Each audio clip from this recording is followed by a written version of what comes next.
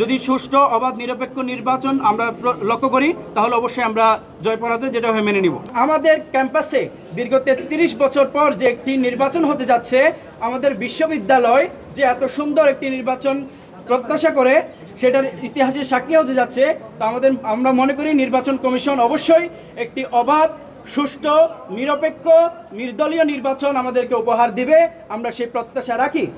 এবং যদি আমরা এভাবে একটি অবাধ, সুষ্ঠু, নিরপেক্ষ নির্বাচন উপহার পাই, আমরা মনে করি বাংলাদেশ ইসলামী ছাত্র শিবির সমর্থিত সমন্বিত শিক্ষার্থী জোট প্যানেল পূর্ণাঙ্গভাবে জয়লাভ করতে পারবে বলে আমরা প্রত্যাশা করি। ছাত্রদল যে অভিযোগগুলো দিচ্ছে, স্পেসিফিক কি অভিযোগ সেটা বলবেন।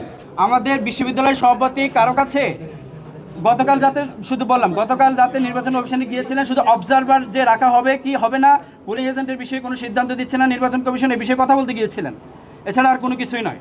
আমরা প্রত্যাশা করি বিশ্ববিদ্যালয় প্রশাসন আমাদেরকে একটি অবাধ, সুষ্ঠু, নিরপেক্ষ নির্বাচন উপহার দিবেন। যদি সেটা শেষ পর্যন্ত বিশ্ববিদ্যালয় নির্বাচন কমিশন আমাদেরকে এনশিওর করতে পারেন, তাহলে অবশ্যই একটি নির্বাচন প্রক্রিয়ায় যে জয় বরাবর জয় থাকতেই পারে। যদি সুষ্ঠু অবাধ নিরপেক্ষ নির্বাচন আমরা লক্ষ্য করি তাহলে অবশ্যই আমরা জয় পরাজয় যেটা হয় মেনে নিব। দেশে দেশে সবার সাথে দ্য নিউজ।